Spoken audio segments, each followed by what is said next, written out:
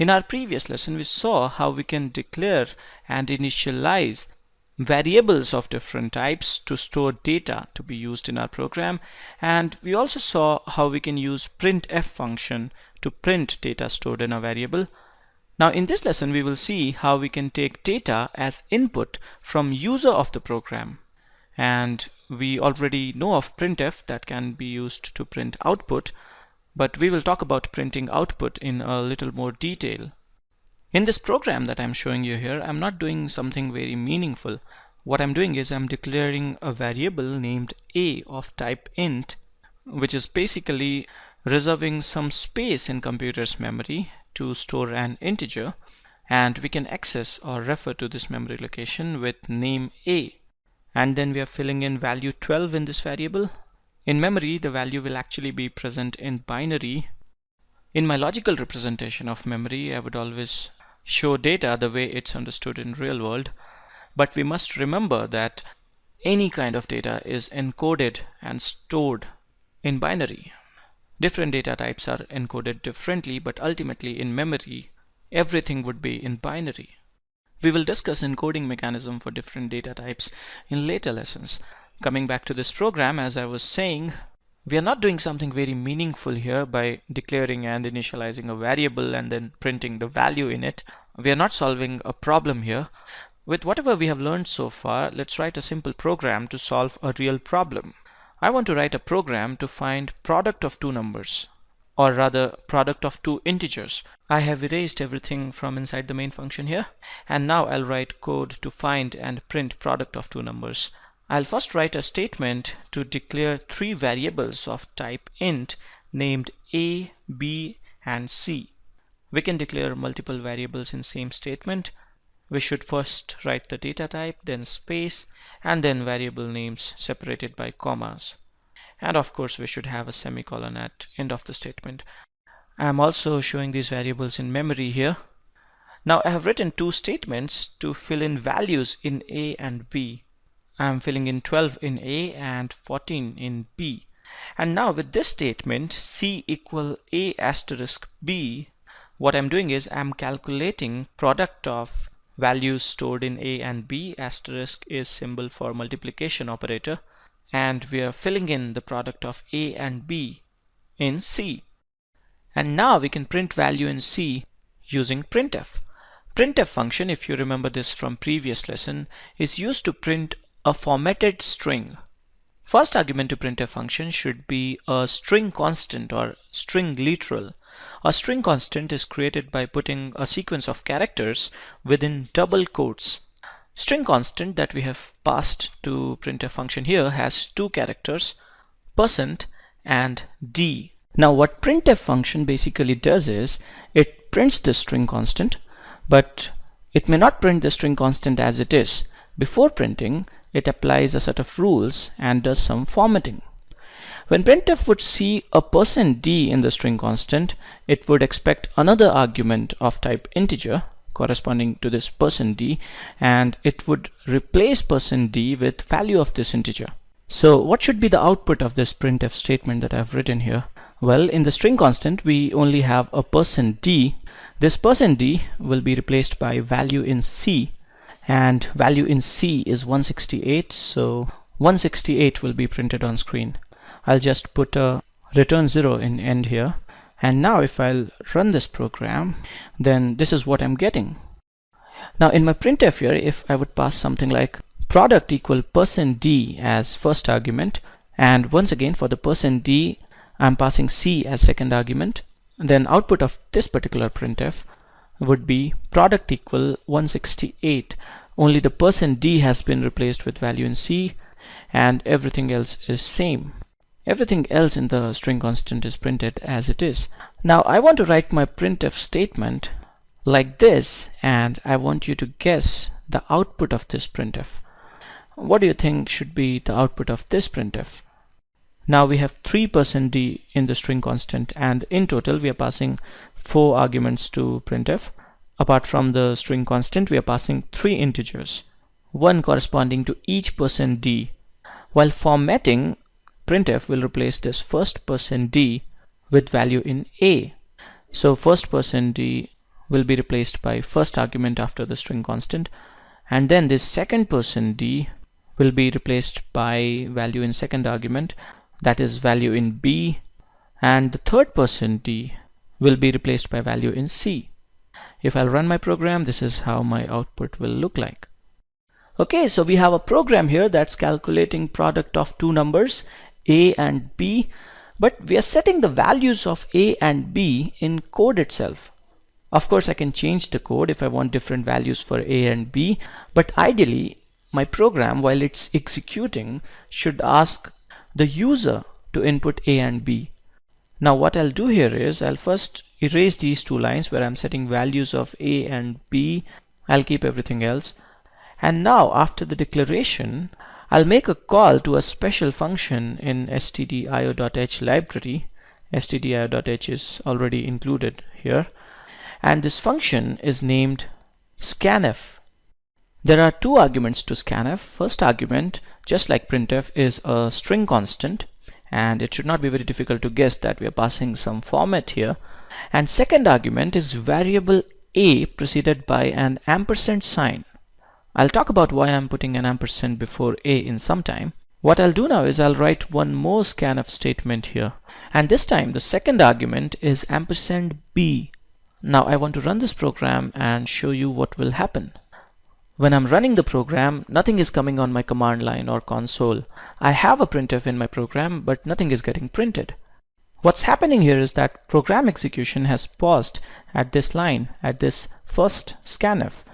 And program is expecting user to type in and enter something in this command line or console for this scanf in the format passed to scanf as argument. In first argument to scanf, which is a string constant, as you can see, we have passed %d.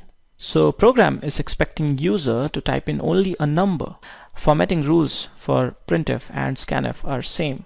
Just the way printf prints things in a format, scanf reads data in a format. What I'll do here is I'll just type in an integer and I'll press enter, and nothing is getting printed even now. Now the program is expecting me to type in and enter something corresponding to the second scanf. Once again, it should only be a number. So I'll type in another number here, and now when I'm pressing enter, this is what I'm getting. Output of my printf is a equal 24, b equal 15, and a into b equal 360. So when the control has reached printf, value in a is 24, value in b is 15, and value in c is 360. What has happened here is that when we have entered the first number corresponding to the first scanf, this number has been filled in a, and when we have entered the second number corresponding to the second scanf, this number has been filled in b. So as we can see, scanf can be used to read input from program's command line or console. Corresponding to each %d in string constant passed to scanf, we must have another argument that should be a variable of type integer preceded by an ampersand, and the value read for this %d will be filled in this variable. Just like printf, we could have a scanf with multiple %d. In the format passed to scanf, we mostly do not put arbitrary characters. We mostly put these placeholders for variables. If you remember other placeholders from previous lesson, then we use %f for float data type that can be used to store a real number. We use %c for a character, and there are a lot more.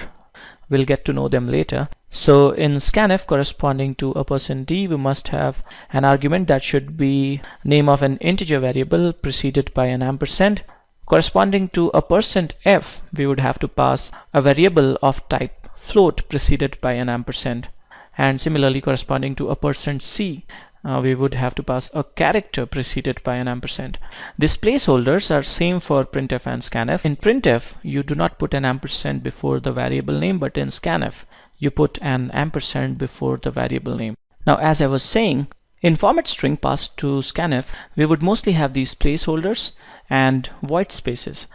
It won't make much sense having characters not forming a placeholder. If I'll run this program, as per the format passed to scanf, I should type in an integer. then a space, and then another integer. But a space in Scanf, a space in format string of Scanf, discards multiple contiguous white spaces. So what I can do is I can type a number of spaces here and then type in 15. And now if I'll press enter, then also A and B have been filled properly. So Scanf is not strict about the single space in format string. It accepts multiple spaces against a single space in format string. Spaces and end of line characters, when you press enter and end of line character goes as input, these characters are treated as delimiters between values. Even if I would type in the first integer and then type in some end of line characters by pressing enter and then type in the second integer, then also A and B will be filled properly. A space in format string of Scanf will actually accommodate all contiguous white spaces and end of line characters before the next value. You can write a Scanf like this, but I prefer writing one Scanf for each variable. So I'll revert back to two Scanfs here. And now I want to do one more thing to make this program better. Before this first Scanf, I want to write a printf saying enter A. And after the first Scanf and before the second Scanf, I want to write another printf saying enter B. Now let's run this program and see what happens. We are first printing enter A, and then we have paused for the user to enter the number. I'll type in a number here and press enter. And now we are first printing enter B, and then we are pausing for the user to enter second number.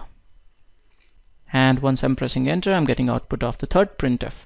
This looks cool because now our program is printing a message and asking the user to input the numbers. Okay, now I want to answer a question that I had left earlier. Why are we having to put an ampersand before the variable name in call to Scanf? To understand this ampersand, we will have to go into details of how memory is managed for execution of a program. A program will have multiple function calls. Program execution always begins with the main function. So the first function call that will be made automatically when the program will start will be a call to main function. And then any function can make calls to other functions. So here, as we can see, main function is making calls to these two library functions, printf and scanf. Now, when a function is called, some amount of memory is allocated specifically for execution of that particular function call. And this memory is reclaimed when the function call finishes. I have cleaned up everything from the memory. And now let's try to understand what I'm saying visually. When a function is called, some amount of memory is allocated specifically for execution of that particular function call. Let's say the program has just started execution, so main function has been called.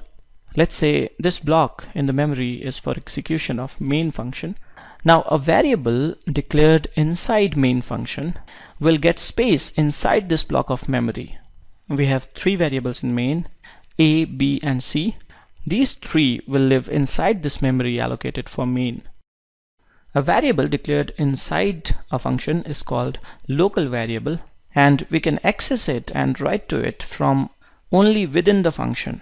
When that variable is passed as argument to a function, like here in this last call to printf, we are passing A, B, and C as arguments, then all that happens is the values are copied to local variables in called functions. So printf will just receive the values in three local variables. Printf cannot modify A, B, C of main. Printf can modify its own copy if it wants to. Now with scanf, we want to fill in data in local variables of main. With the first call to scanf, we want to write to A of main. To do this, what we do is we pass the address of A to scanf. Every variable would have an address in memory, and address of a variable can be passed as argument. Let's say A is at byte address 200. Now when we are saying ampersand A here in the call to scanf, what we are doing is we are passing value 200, which is the address of A, and scanf is receiving it in a local variable. Now scanf has a reference to A. In C, a variable that stores address of other variable is called a pointer. So scanf has a pointer to A, and using this pointer it can access and modify value in A, and this is how Scanf will be able to write something here. If you want to understand this in detail, you can check the description of this video for a link to our lesson on pointers. So in Printf we are passing values in local copies, but in Scanf we are passing address, so Scanf can access the variable in main. If you're not able to understand some of these concepts that I just explained, then you can just let go. I'll explain these concepts in a lot more detail in later lessons. For now, you just need to understand how to make calls to Printf and Scanf. That is, how to read input and print output. Using Printf and Scanf, we are reading and writing through command line, console, or text window, whatever you call it. Scanf is receiving the typed in text from command line, and Printf is displaying output on command line. Input and output can happen in multiple ways. In the beginning, we were filling data in code itself. We were setting values of A and B in code itself. You cannot expect normal user to make changes in code and then compile and run it. Only your programmer friend can do it, so that was not a good way.